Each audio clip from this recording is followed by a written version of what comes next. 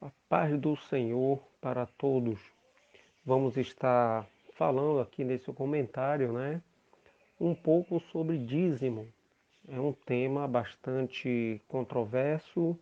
Alguns ensinam que se deve dar ou devolver o dízimo, outros dizem que não, afirmam que não.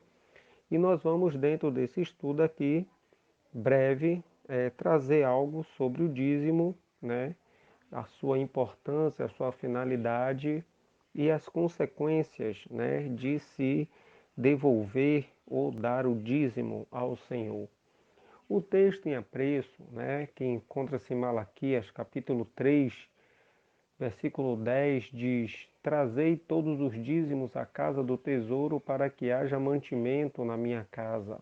E depois fazei prova de mim, diz o Senhor dos Exércitos, se eu não vos abrir as janelas do céu e não derramar sobre vós uma bênção tal, que dela vos advenha a maior abastança. Esse texto de Malaquias, é utilizado, baseando-se na questão de se trazer o dízimo, Mas devemos entender que esse texto, em Malaquias, nós devemos compreender antes algumas questões, colocadas aqui, no qual o profeta Malaquias, ele quando profetizou, profetizou por volta do ano 430, 420 antes de Cristo, no qual é a data do livro. E nós vemos que o conteúdo desse livro ele vai indicar algumas questões aqui. O templo já havia sido reedificado, os sacrifícios e as festas achavam-se plenamente restaurados, havia um conhecimento geral da lei, que havia sido reintroduzido por Esdras.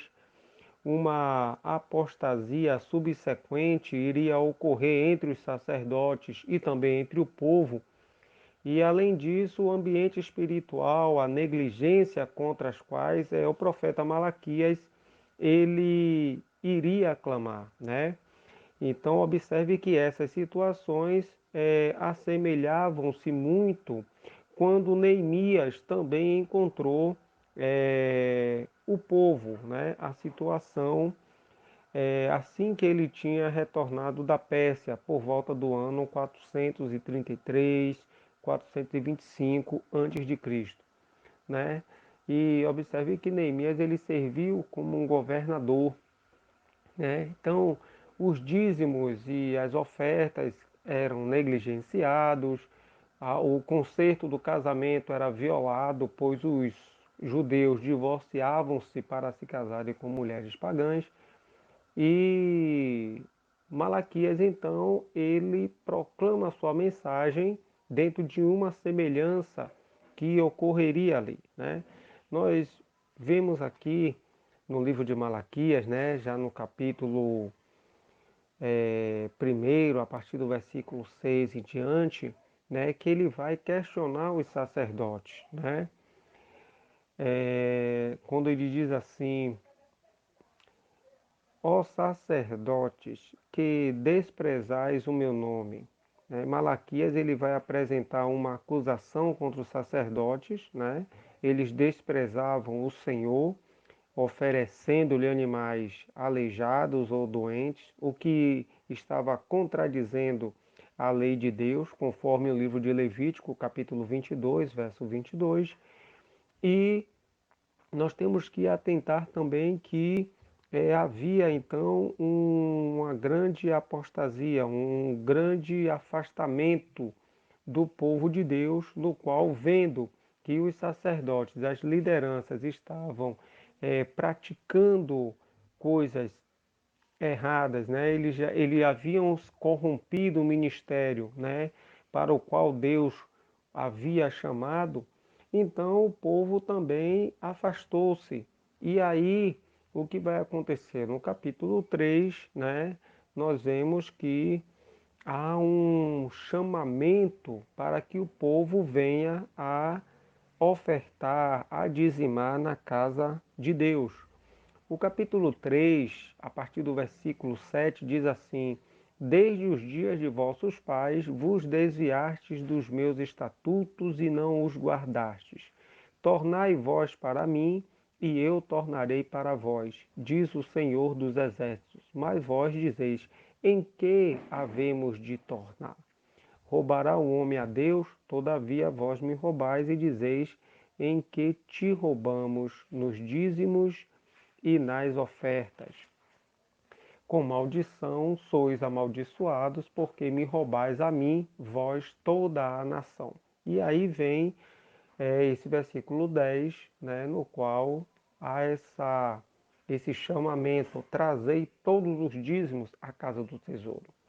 Nós temos que entender que a palavra hebraica para dízimo, maazé, né, que significa literalmente a 10ª parte, né? Na lei de Deus, os israelitas tinham a obrigação de entregar essa 10ª parte, né, das crias dos animais domésticos, dos produtos da terra e de outras rendas, como um reconhecimento e uma gratidão pelas bênçãos divinas, né, conforme está descrito no livro de Levítico, no capítulo 27, versículo 30, em Números, capítulo 18, a partir do versículo 21, e Deuteronômio, capítulo 14, a partir do versículo 22, né? Então, o dízimo ele era usado primariamente para cobrir as despesas do culto e o sustento dos sacerdotes. Deus considerava o seu povo responsável pelo manejo dos recursos que ele lhes dera na terra prometida, né? Veja que no âmago do dízimo, né, achava-se a ideia de que Deus é o dono de tudo, conforme está escrito em Êxodo capítulo 19, versículo 5, e em Salmos de número 24, versículo 1. Os seres humanos, né, o homem, né, que foi criado por Deus, e então o homem deve a Deus, né, a gratidão e deve ofertar ao Senhor, deve ser grato ao Senhor por tudo que lhe advém, né, todos os benefícios que o Senhor dá. Temos que entender também que os, o dízimo, né, no qual era uma prática do Antigo Testamento, né?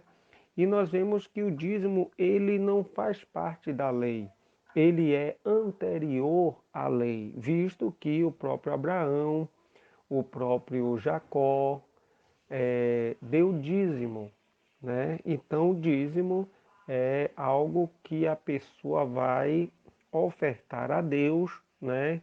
Em gratidão ou em reconhecimento por tudo aquilo que Deus faz. Sabemos que o dízimo, né, que significa a 10ª parte, então os judeus eles davam a 10ª parte de seu rendimento a Deus, né? Eles ofertavam. E no Antigo Testamento, as pessoas viviam principalmente da agricultura. Não havia muito dinheiro e as transações eram feitas trocando um produto por outro. Por isso que os dízimos eram principalmente dados em produtos agrícolas, como ovelhas, como farinha, como azeite. E quem não podia transportar esses produtos para o templo, então vendia-o e entregava em dinheiro. O dízimo era uma ordenança para os judeus, né? Servia para agradecer a Deus, e a Bíblia ensina que tudo o que temos é dado por Deus, né? Então, dar o dízimo é uma forma de reconhecer que o seu sustento depende de Deus e não das suas riquezas, das suas fazendas, né? O dízimo também servia para sustentar o templo, e o templo, às vezes, precisava de obras de reparação e os dízimos cobriam essas despesas. O dízimo também sustentava os sacerdotes e os levitas. E os que não receberam, né, uma terra, né, na partilha ali da herança, né, como os outros israelitas, então eles eram os líderes religiosos e se dedicavam ao serviço do templo e a ensinar as escrituras ao povo. Então o dízimo também tinha essa função social de expor, né, esse amor a Deus e também ao próximo, né? Por isso que uma parte dos dízimos era dada aos pobres, né? Como está descrito em Deuteronômio capítulo 14, a partir do versículo 28 e diante. Então, dar o dízimo ou devolver o dízimo era uma forma de mostrar também uma misericórdia e também criar uma igualdade social. É claro que há muitas questões dentro do conceito do dízimo, não é? Vejamos aqui outras. Além dessas ofertas também que eram dadas, né? Havia o dízimo e também os israelitas, eles eram instruídos a trazer ofertas ao Senhor, principalmente na forma de sacrifício. O livro de Levítico vai descrever algumas ofertas, alguns conceitos, né, rituais, como o holocausto, como está descrito em Levítico capítulo 1 e no capítulo 6, a oferta de manjares, no Levítico capítulo 2, a oferta pacífica, em Levítico capítulo 3, a oferta pelo pecado, Levítico capítulo 4, e a oferta pela culpa, em Levítico capítulo 5. Além dessas ofertas prescritas, os israelitas eles podiam apresentar também outras ofertas voluntárias ao Senhor. Algumas dessas eram repetidas em tempos determinados, né? E ao passo que outras eram ocasionais. Por exemplo, os israelitas, eles empreenderam a construção do tabernáculo no Monte Sinai e trouxeram liberalmente as suas ofertas para a fabricação da tenda e de seus móveis. E ficaram tão entusiasmados com esse empreendimento que Moisés teve de ordenar-lhes que cessassem essas ofertas. No tempo do rei Joás, o sumo sacerdote Joiada fez um cofre para os israelitas lançarem as ofertas voluntárias a fim de custear os consertos do templo, e todos contribuíram com generosidade, né? Semelhantemente, nos tempos do rei Ezequias, o povo contribuiu generosamente às obras da reconstrução do templo. E houve ocasiões na história do Antigo Testamento em que o povo de Deus ele reteve, né, também o egoisticamente esse dinheiro, não repassando nem os dízimos nem as ofertas regulares ao Senhor durante a reconstrução do segundo templo. Então os judeus pareciam mais interessados na construção de suas propriedades por causa dos lucros imediatos que lhe trariam, do que nos reparos da casa de Deus que se achava em ruínas. Por causa disso é que o profeta Ageu, né, foi levantado e alertou a todos eles, né? Muitos deles estavam sofrendo muitos reveses financeiros, né? E podemos comprovar isso no livro de Ageu, no capítulo 1, a partir do versículo 13 em diante, né? E coisas semelhantes estavam acontecendo nos tempos do profeta Malaquias. E mais uma vez Deus então castiga o seu povo por se recusar a trazer-lhe o dízimo. Por quê? Porque não estava honrando ao Senhor. Observe aqui no livro de Provérbios, né? Vamos ver aqui Provérbios capítulo 3, é um texto bastante conhecido, né? No qual nos dá uma noção daquilo que significa o dízimo, né? De Provérbios capítulo 3, versículo 9, diz assim: honra ao Senhor com a tua fazenda e com as primícias de toda a tua renda, né? Então, os israelitas, eles traziam ao Senhor Deus, né, a primeira porção das suas colheitas como um reconhecimento de que ele era o dono da terra.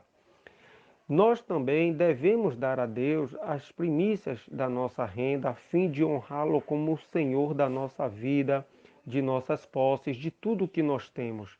Deste modo, então, Deus abrirá um caminho para derramar sobre nós as suas bênçãos, né? Olha o que está escrito no primeiro livro de Samuel, capítulo 12, verso 30. Aos que me honram, eu honrarei. Então, há uma promessa de Deus sobre todos aqueles que contribuem para a sua obra e que são fiéis e generosamente com as suas finanças. Quando nós ofertamos a Deus, estamos dedicando aquilo que nós temos em gratidão, em reconhecimento ao Senhor por todos os benefícios que Ele nos tem dado. Vou findar aqui essa primeira parte e logo após iremos fazer a segunda parte sobre o dízimo. Paz do Senhor, vamos para essa segunda parte sobre o dízimo, né? Como nós sabemos, né, o dízimo, que é a 10ª parte, né, que era utilizado para o sustento dos sacerdotes, para ajudar em muitas coisas referentes ao templo e também para socorrer os pobres, né, e as viúvas, né, como está descrito em algumas passagens bíblicas no Antigo Testamento, como em Deuteronômio capítulo 14 e também em Números capítulo 18, nós vemos que no Novo Testamento, né, muitas pessoas perguntam, a igreja, hoje nós devemos dizimar? Então nós temos que entender que o Novo Testamento não vai conter nenhuma regra clara sobre o dízimo, mas diz que o crente deve ser generoso em suas ofertas, né, para o trabalho da igreja. A generosidade é um sinal de gratidão, de confiança em Deus. E os primeiros discípulos, eles tinham esse ato de contribuir, né, de ajudar uns aos outros, e podemos confirmar isso no capítulo 4 do livro de Atos dos Apóstolos, né? A partir do versículo 32, quando está escrito o seguinte: E era o coração e a alma da multidão dos que criam, e ninguém dizia que coisa alguma do que possuía era sua própria, mas todas as coisas lhe eram comuns. E os apóstolos davam com grande poder testemunho da ressurreição do Senhor Jesus, e em todos eles haviam abundante graça. Veja que no versículo 34 há algo interessante aqui. Não havia, pois, entre eles necessitado algum, porque todos os que possuíam herdades ou casas, vendendo-as, traziam preço do que fora vendido e o depositavam aos pés dos apóstolos, e repartia-se a cada um segundo a necessidade que cada um tinha. Então veja que muitos, né, vendiam suas propriedades, traziam então o valor e depositava aos pés dos apóstolos, né, dava aos apóstolos para que houvesse então essa partilha.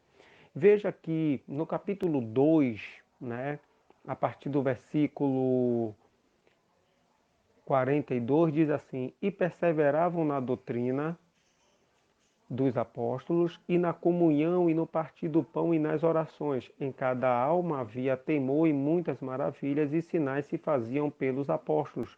Todos os que criam estavam juntos e tinham tudo em comum. Vendiam suas propriedades e fazendas e repartiam com todos, segundo cada um tinha necessidade.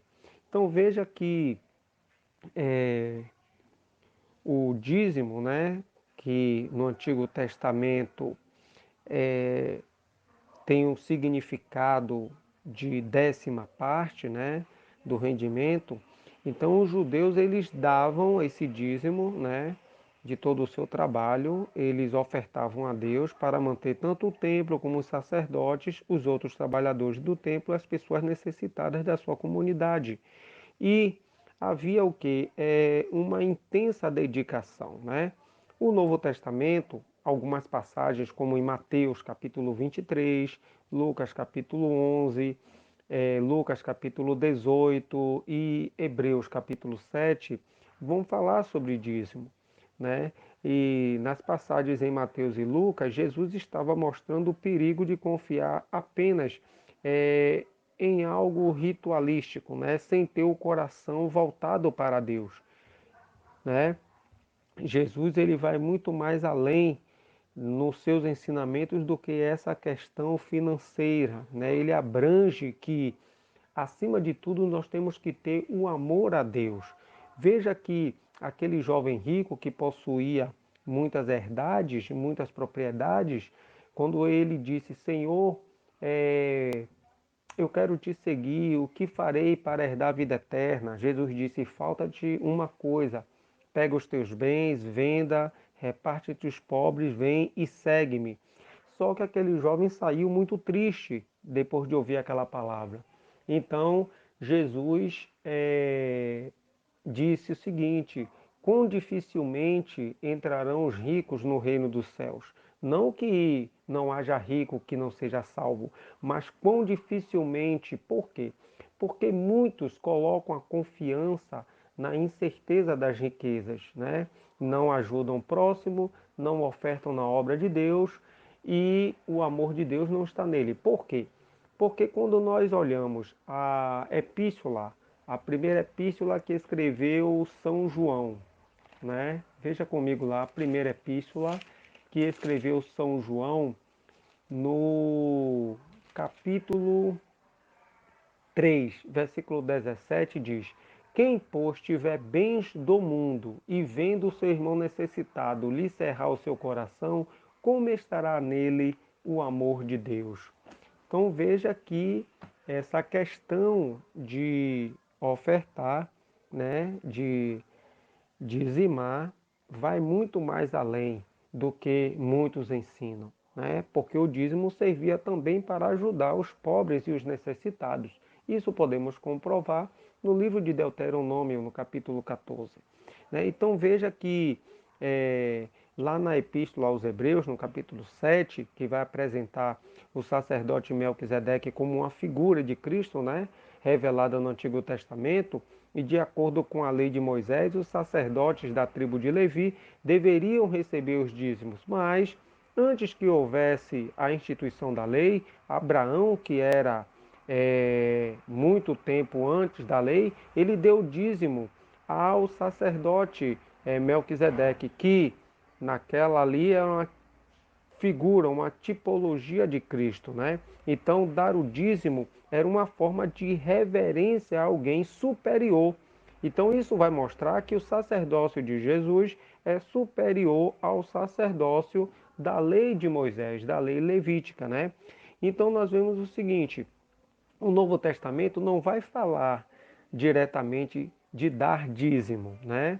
Mas é válido para nós cristãos assumir como verdadeiros seguidores de Cristo, né, contribuir generosamente para a obra de Deus aqui na terra, ajudando na igreja, ajudando os necessitados, ajudando a todos aqueles que precisam, visto que a igreja é o instrumento de Deus para levar o evangelho para o mundo, né? Então contribuir para a manutenção da igreja também é contribuir para a salvação de muitas pessoas, né? E veja aqui comigo, na segunda epístola aos Coríntios, capítulo 9, a partir do versículo 6, que diz: e digo isto, que o que semeia pouco também ceifará pouco, e o que semeia em abundância também ceifará. Cada um contribua segundo propôs no seu coração, não com tristeza ou por necessidade, porque Deus ama o que dá com alegria. E Deus é poderoso para tornar abundante em vós toda a graça, a fim de que, tendo sempre em tudo toda a suficiência, superabundez em toda a obra. Então veja que o cristão, né, ao contribuir generosamente, né, não com avareza, né, então Deus vai recompensá-lo de acordo com aquilo que ele dá. Né? Para o apóstolo Paulo, a contribuição não é uma perda, mas uma forma de economizar. Ela trará benefícios substanciais para aquele que contribui.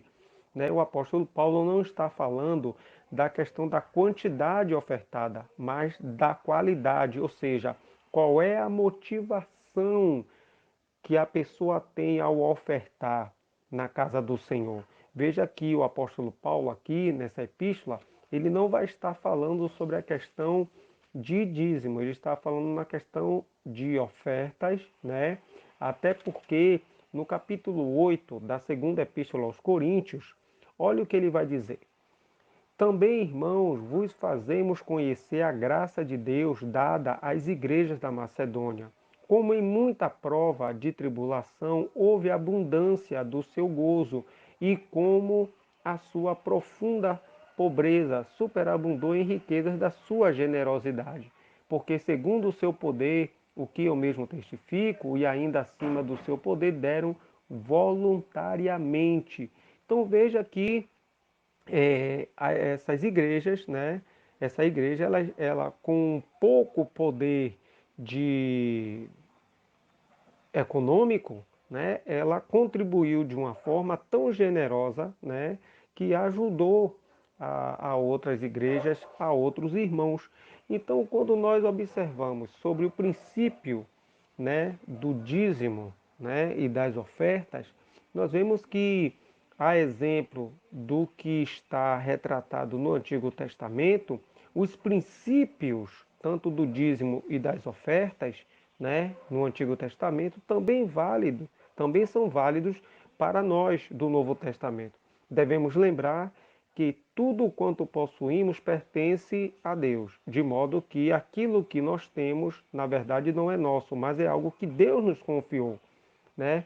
E devemos também decidir de todo o coração servir a Deus e não servir ao dinheiro. A Bíblia condena muito isso, né? A Bíblia vai deixar claro que a cobiça é uma forma até de idolatria. Basta observarmos o texto em Colossenses capítulo 3, versículo 5. As nossas contribuições devem ser para a promoção do reino de Deus, né? Para a obra da igreja local, a disseminação do evangelho, né? Também para ajudar aos necessitados, como a exemplo de muitos irmãos que ajudaram outros irmãos, e isso é notório nas escrituras sagradas, né? Então nós vemos que as nossas contribuições devem ser proporcionais, né? Aquilo que nós ganhamos, né? No Antigo Testamento, o dízimo era calculado em uma décima parte, né? Então, dar menos do que isto era uma desobediência a Deus, né? Então, equivalia a como se estivesse roubando ao Senhor, porque deveria se obedecer esse princípio, dízimo, décima parte. Então, separava-se uma décima parte daquilo que possuía e ofertava a Deus, né? Então, o que acontece? Quando a pessoa ela tem algo e ela não dá aquilo que é devido, então ela está roubando a Deus e haverá castigos. A exemplo disso é que no capítulo 5, veja comigo, no livro de Atos dos Apóstolos, né? Capítulo 5, é um texto bastante conhecido, quando muitos, né, estavam ofertando ao Senhor, estavam dando ao Senhor, né? Então, observe o exemplo de Ananias e a sua esposa Safira. Eles venderam a propriedade e reteve parte do preço, né? E acabou acontecendo algo terrível. Eles morreram de uma forma muito severa. Por que isso? Porque eles roubaram a Deus. Eles foram desleais quanto a um princípio.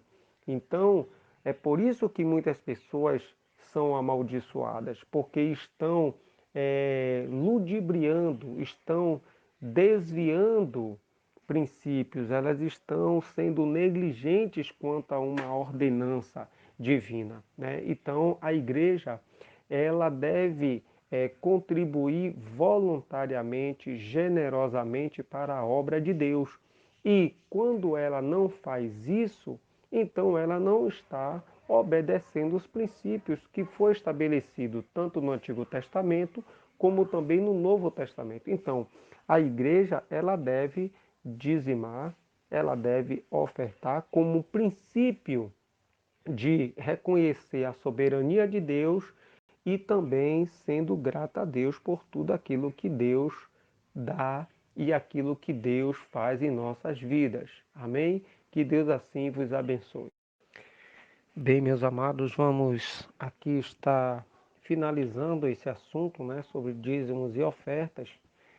Antes de começarmos, vamos ler o texto bíblico que encontra-se na segunda epístola aos Coríntios, capítulo 9, versículo 7, que diz: cada um contribua segundo propôs no seu coração, não com tristeza ou por necessidade, porque Deus ama ao que dá com alegria. Existem alguns princípios quanto à questão do dízimo e da oferta, que é uma liberalidade, né, no ofertar. A prática do dízimo e da oferta precede a lei, né? Os dízimos e ofertas são atos de gratidão. Os dízimos e as ofertas é para toda a boa obra. Os dízimos e ofertas vêm, consequentemente, a bênção, né, da proteção, de uma prosperidade concedida por Deus. E dízimos e ofertas também nos traz uma bênção da restituição. No Antigo Testamento, como eu já falei, o dízimo, né, que vem do hebraico maasé, que significa décima parte, no grego vem da palavra decaton, que é derivado de decatus, que significa décimo, né? Então nós vemos que no Antigo Testamento, né, os israelitas, né, eles ofertavam a, a Deus, né, com seus dízimos, suas ofertas, que serviam para o sustento dos levitas, sustento dos sacerdotes, a ajuda das refeições sagradas e para socorrer também os pobres, os órfãos e as viúvas, né?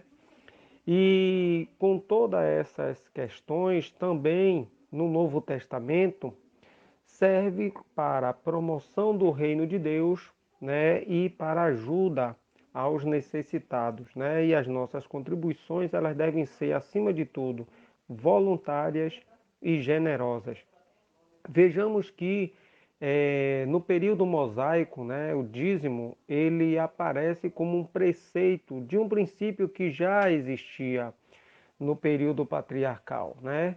Os preceitos eles vão mudar e até desaparecer. Todavia, princípios são imutáveis, né, e permanecem, né? E de acordo com a lei de Moisés, os dízimos deveriam ser entregues aos sacerdotes para a manutenção do culto e também para o sustento dos levitas, já que estes, né, não tinham nenhuma possessão de terra em Israel, conforme está escrito no livro de Números, capítulo 18, a partir do versículo 20. Mas no Novo Testamento, né, alguns supõem que a prática do dízimo esteja restrita apenas ao Antigo Testamento, né? E precisamos entender que a natureza e os fundamentos do culto não mudaram. Mudou apenas a forma litúrgica, mas não a sua função. A adoração a Deus deve ser em espírito e em verdade. O culto levítico, né, com seus rituais, já não existe, claro. Todavia, o princípio da adoração continua. Basta observarmos o texto da primeira epístola que escreveu São Pedro, capítulo 2, versículo 9.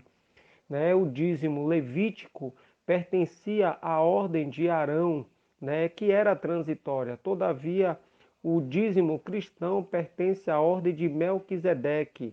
Né? Observe que a prática de entregar o dízimo é anterior à lei de Moisés, visto que Abraão, no capítulo 14 do livro de Gênesis, né, fez essa prática ofertando o dízimo, dando o dízimo a Melquisedeque, né? E nós vamos ver sobre essa questão da pessoa de Melquisedeque, vamos ver um pouco mais adiante. A prática do dízimo e das ofertas, ela vem como uma forma de adoração. É um reconhecimento da soberania, da bondade de Deus, né? Vem também como um reconhecimento do valor do próximo. Basta observarmos o livro de Deuteronômio, no capítulo 14, né, na ajuda aos pobres. Os dízimos e as ofertas também têm como fontes de bênçãos, né? Uma bênção da multiplicação. Tanto o Antigo como o Novo Testamento vai demonstrar que Deus reconhece e vai recompensar a fidelidade do seu povo, quando aquele que oferta, ele o faz de uma maneira graciosa, com fidelidade, com alegria, contribuindo sem nenhum constrangimento, mas com total alegria e gratidão ao Senhor, em reconhecimento por aquilo que tudo que Deus realiza na sua vida. A Bíblia vai revelar que o Senhor é um Deus de restituição, né? Basta lermos o livro do profeta Joel, no capítulo 2, né, a partir do versículo 25. O profeta Joel vai mostrar que a terra de Israel era atacada constantemente por gafanhotos que em diferentes estágios, né, de desenvolvimento destruíam as suas lavouras. Para garantir a sobrevivência do povo, Deus promete então restituir o que a praga consumiu, né? Basta também darmos uma olhada no texto de Naum, capítulo 3, verso 16. Malaquias, ele associa o devorador aquele que consome o fruto da terra, né? A referência aplica-se, num primeiro plano, às pragas de gafanhotos e, num segundo plano, a toda a ação do mal sobre o próprio povo. Na antiga aliança, o Senhor prometeu derramar bênçãos sem medida sobre o seu povo. Na nova aliança, Deus deseja que o crente tenha toda a suficiência, a prosperidade adequada, que tenha a provisão de tudo aquilo, que nada lhes falte, né? Porque Deus é um Deus gracioso, é um Deus que quer ver o seu povo bem. Temos também que entender um pouco sobre essa questão de que os dízimos, né, e as ofertas entregues a Deus, né, com ações de graças, são um dos maiores atos de devoção cristã, né? Vamos estar testemunhando de que nós reconhecemos o senhorio supremo e inquestionável de Deus sobre todas as coisas. E isso vai evidenciar que nós que estamos ofertando a Ele, estamos sendo gratos a Ele pelos benefícios que Ele nos concede. Então veja só, é, através das contribuições financeiras, nós também estamos honrando a Deus, né? Basta vermos o texto de Provérbios, capítulo 3, versículo 9 e 10. Por meio das ofertas e os dízimos, nós mostramos a Deus a nossa alegria, ou seja, cada um contribua segundo propôs no seu coração, não com tristeza ou por necessidade, porque Deus ama o que dá com alegria. Então nós vemos que a igreja ela já tinha um princípio de ofertar, né, de estar envolvido na obra de Deus. Veja comigo aí rapidamente no capítulo 2 do livro de Atos dos Apóstolos, texto bastante conhecido, né, a partir do versículo 42, que diz assim: E perseveravam na doutrina dos apóstolos e na comunhão e no partir do pão e nas orações. Em cada alma havia temor, e muitas maravilhas e sinais se faziam pelos apóstolos. Todos os que criam estavam juntos e tinham tudo em comum. Vejam que eles vendiam as suas propriedades e suas fazendas, repartiam com todos e, segundo cada um tinha a sua necessidade, era então abençoado. E todos estavam unanimemente é, tendo, assim por assim dizer, o seu suprimento adequado, né?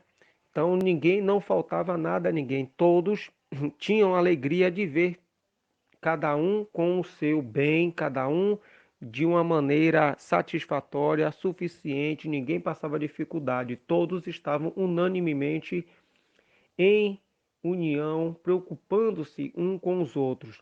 O apóstolo Paulo, no capítulo 16 da Epístola aos Coríntios, ele vai fazer uma ordenança à igreja, lá no capítulo 16 da primeira Epístola aos Coríntios, no versículo 1 e 2 diz assim: Ora, quanto à coleta que se faz para os santos, fazei vós também o mesmo que ordenei às igrejas da Galácia. No primeiro dia da semana, cada um de vós ponha de parte o que puder juntar, conforme a sua prosperidade, para que se não façam as coletas quando eu chegar. Então veja que havia ordenanças, havia um costume das igrejas de recolherem suas ofertas, de estarem preocupados em ajudar o próximo.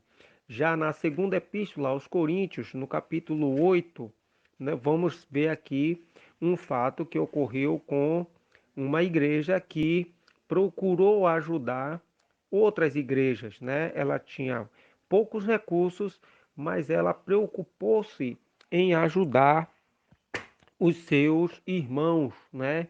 Contribuindo de uma maneira voluntária, alegre, no qual supriu a necessidade dos seus irmãos.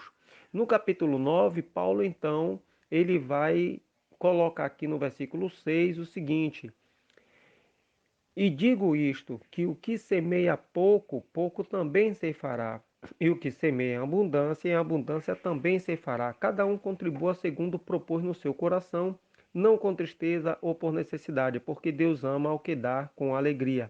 E Deus é poderoso para tornar abundante em vós toda a graça, a fim de que, tendo sempre em tudo toda a suficiência, superabundeis em toda boa obra. Então veja que o apóstolo Paulo, né, ele vai orientar, né, a igreja, né, sobre essa questão da oferta, de voluntariamente, com alegria. Não podemos reter aquilo que estamos dando a Deus, né? O dízimo, que é a 10ª parte, né, tem que ser dado a 10ª parte, não se pode reter nada. Observe que um episódio no capítulo 5 do livro de Atos dos Apóstolos vai nos mostrar que quando um casal vendeu uma propriedade, né, e reteve parte do preço, né, observe que houve uma ação de Deus, né?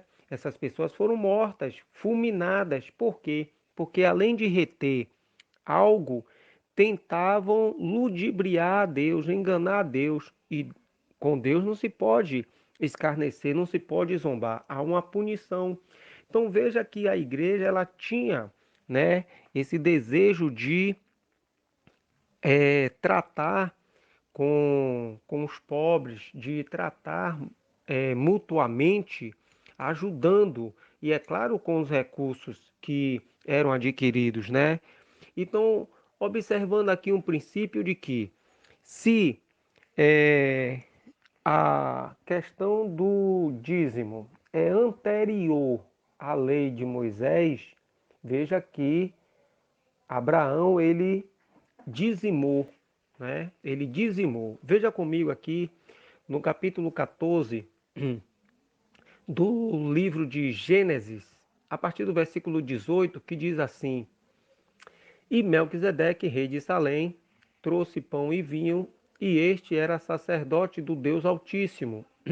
E abençoou e disse: Bendito seja Abrão do Deus Altíssimo, o possuidor dos céus e da terra. E bendito seja o Deus Altíssimo, que entregou os teus inimigos nas tuas mãos e deu-lhe o dízimo de tudo. Veja que Abraão, ele dizimou, ele deu o dízimo, né, aqui a Melquisedeque. E observando que, segundo depreende-se, né, do texto, lá na Epístola aos Hebreus, capítulo 7, né, veja o seguinte: porque este Melquisedeque, que era rei de Salém e sacerdote do Deus Altíssimo, e que saiu ao encontro de Abraão quando ele regressava da matança dos reis, e o abençoou, a quem também Abraão deu o dízimo de tudo, e primeiramente é por interpretação rei de justiça, e depois também rei de Salém, que é rei de paz.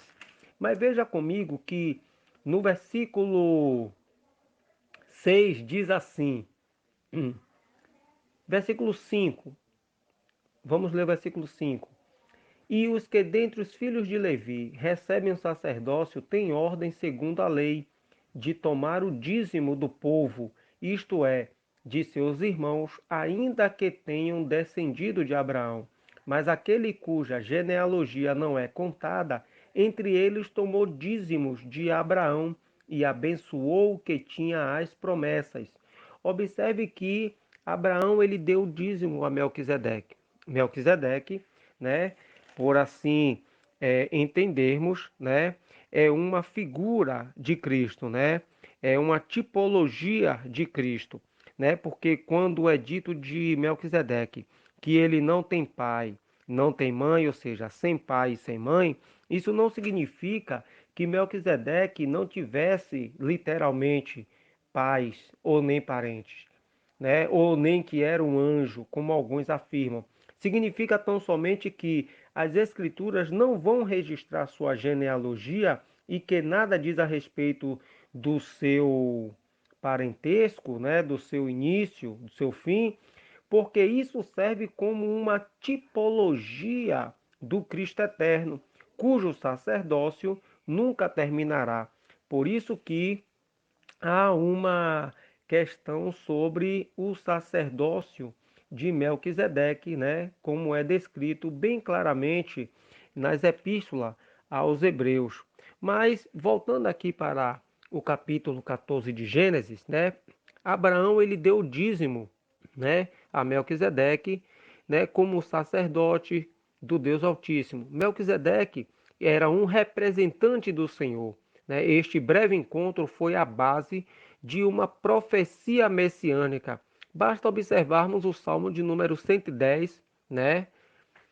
Salmos de número 110, verso 4, né? Conferindo com Hebreus capítulo 5, versículo 10, capítulo 6, versículo 10 e o capítulo 7, do versículo 1 até o 28, né?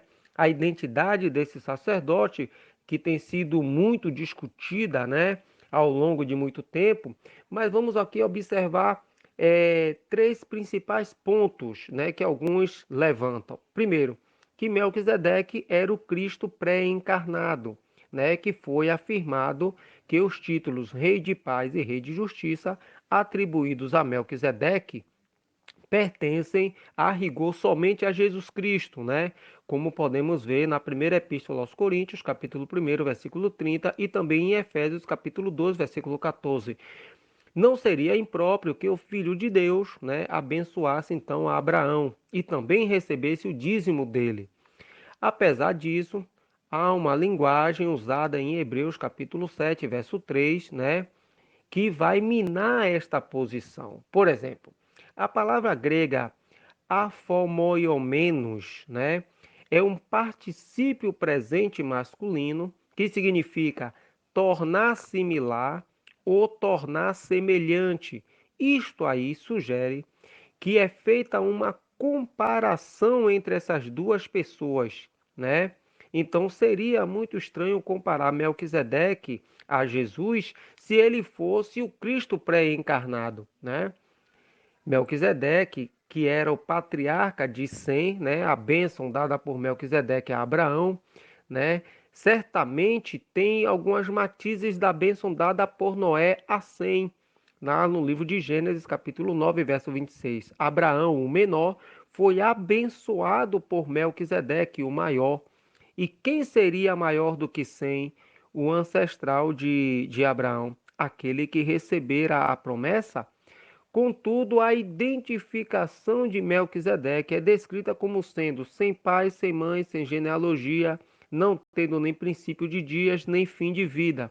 A origem de Sem e a duração da vida, né, são conhecidas. Além disto, os descendentes de Sem são listados como habitantes de áreas na Mesopotâmia e na Arábia.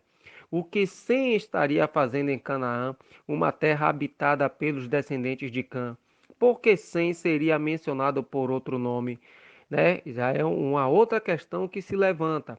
E Melquisedeque era um rei sacerdote cananeu e não havia nada em comum em um governante cananeu encontrar-se com Abraão, né, já vitorioso, e juntamente com o rei de Sodoma, à luz da natureza